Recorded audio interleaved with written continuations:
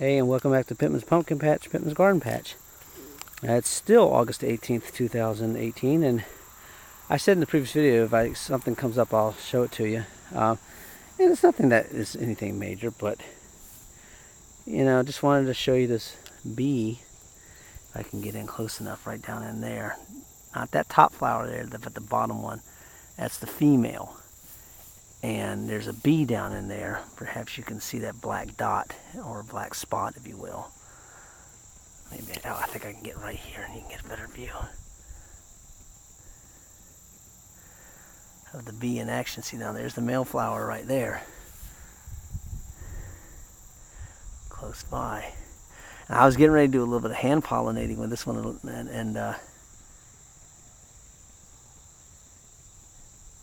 and I'm like, no need. You see how they're moving around and moving around down in there. And I do have a phobia.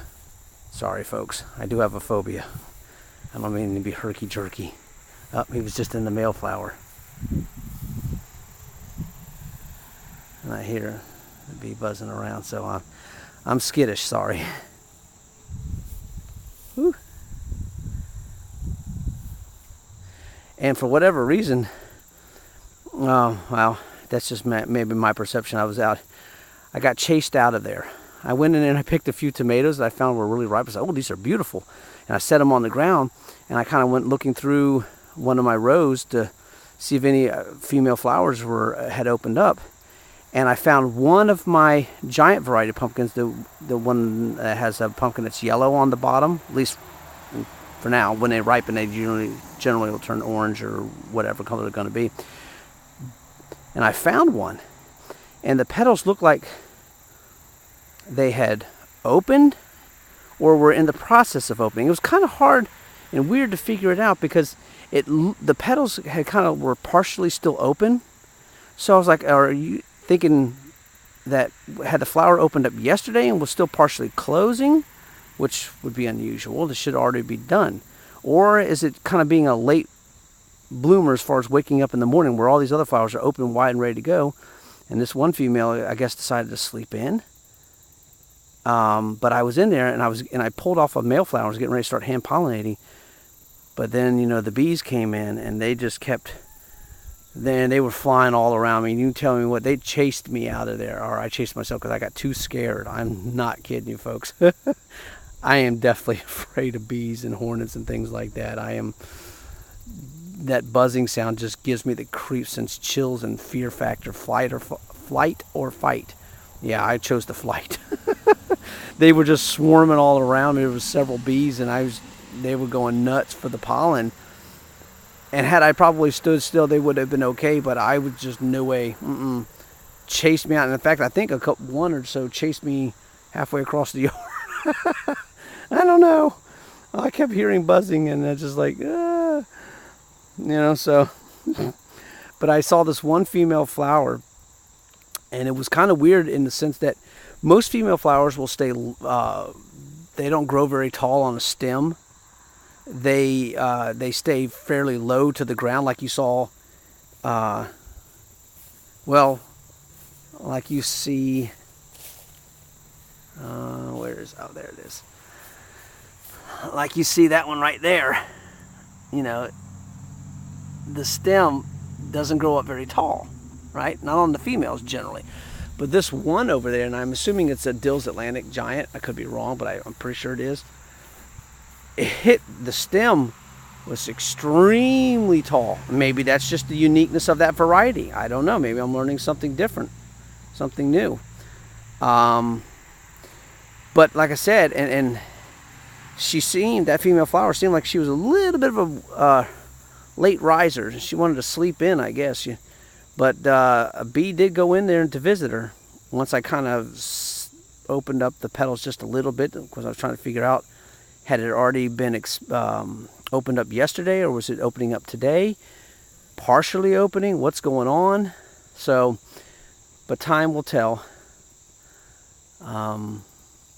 But I know where it is now, pretty much. And I'll be able to go back and see in either later this evening or the next few days or whatever, and see, A, did it get pollinated?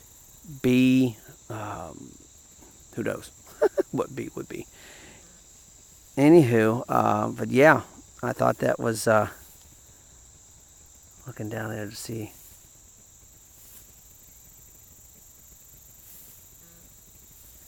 Like I said, I don't get all this close to the flowers. But that's kind of cool to have the male flower and then the female down there on the bottom this close to each other. They generally don't happen that way. You can see all my pumpkin vines coming out, everything through the trellis and everything. I had to kind of keep bobbing and weaving in and out of the trellis to keep it from just coming out here, because if it gets too heavy, it gets snapped the whole vine, snap that part of the vine. So I have to be very careful and gingerly, and I got to be on top of it, because these things grow extremely fast. I mean, you wait over a day to try to get in here and get these vines and kind of make them go in and out of the trellis system right there. They get too stiff, and then when you try to bend them back, you're more than likely going to snap the stem, right? So you gotta, if you're going to do this kind of trellising system to grow more vertically, to save yourself some garden space with your pumpkins, or watermelons, or cantaloupes, or honeydews, or whatever you might be growing like that, you got to be able to bob, and you got to be on top of it to get these vines to go in and out and kind of train them. Otherwise, they take on a mind of their own. They want to go vertical a lot of the times. So, whew. Yeah. And there's another, like I said, there's another male flower down here. Female flower. That's down in here. Yeah, there she is. So, anyhow, I got chased out of there. But there's so many male flowers over near that one that I think is a Dills Atlantic, that if it's meant to be, that thing's going to get pollinated, because there's lots of bees and there's lots of pollen available. And it's just, is that plant's ready and to receive that pollen and start making a baby pumpkin? We'll see what happens. I'll keep you guys posted. Right now everything looks pretty good. I pull off the occasional leaf in here that looks yellow and nasty, but it's, for the most part, the patch is healthy for now, knock on wood. And then, powdery mildew will start to take over. I can see little bits and pieces of it. I might try this new hydrogen peroxide spray that I've been seeing this one guy use on his zucchini, so we'll see. All right, from Pittman's Pumpkin Patch, Pittman's Garden Patch, y'all take care and have a great day. God bless. Bye.